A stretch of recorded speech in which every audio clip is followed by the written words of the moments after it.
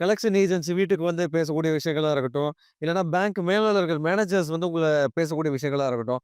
ஒரு common layman ஒரு சாதாரண ஒரு காமன் மேன எடுத்துக்கிட்டீங்கன்னா, கலெக்ஷன் ஏஜென்ட் வரதே அவனுக்கு மிகப்பெரிய ஒரு பயம் தான். கலெக்ஷன் ஏஜென்ட் வரதே மிகப்பெரிய ஒரு அவமானம் தான், அசிங்கம் தான். அக்கம் பக்கத்துலலாம் விஷயம் தெரிஞ்சா, அது மிகப்பெரிய ஒரு என்ன சொல்றது? ஒரு மிகப்பெரிய ஒரு மானமே போயிட்டா போல ஒரு விஷயம் தான். அப்படி இருக்கக்கூடிய இந்த சொசைட்டில, அட்வொகேட்ஸ் கால் பண்ணி மிரட்டக்கூடிய விஷயங்கள நாம அப்ரிஷியேட் பண்ணலாமா? நல்லா தெரிஞ்சுக்கங்க. பணம் கட்ட முடியல, பே பண்ண முடியல. ஒரு பிசினஸ் லோன் இருக்கு, இல்ல பெர்சனல் லோன் இருக்கு. பே பண்ண முடியலன்ன உடனே, ஒரு ஃபோன் கால் வருது. நான் இது போல அட்வொகேட் பேசுறேன். என்கிட்ட தான் உங்க டாக்குமெண்ட் இருக்கு. இப்ப பணத்த ஒழுங்கா கட்டலன்னா, இமிடியேட்டா நான் ஹைகோர்ட்க்கு வேண்டியிருக்கும். சிவில் வாரண்ட் வாங்குவேன். இல்லன்னா உங்க சேலரி அக்கவுண்ட் என்னென்ன பிரச்சனைகள் பண்ண முடியுமோ எல்லாத்தையும் உங்கள வந்து ஜெயில்ல கூட்டு போய் உட்கார வச்சுருவேன். ஒழுங்கா பணத்த கட்டிட்டு போற வேலைய பாருங்க. அப்படின்னு ஒரு வழக்கறிஞர் பேச முடியுமா? இல்ல பேசுறதுக்கு முதல்ல ரைட்ஸ் இருக்கா? அத பத்தி தான் வீடியோல நம்ம பார்க்க போறோம். ஏன்னா வங்கிகள பொறுத்தவரைக்கும் ஒண்ணே ஒண்ணு தான்.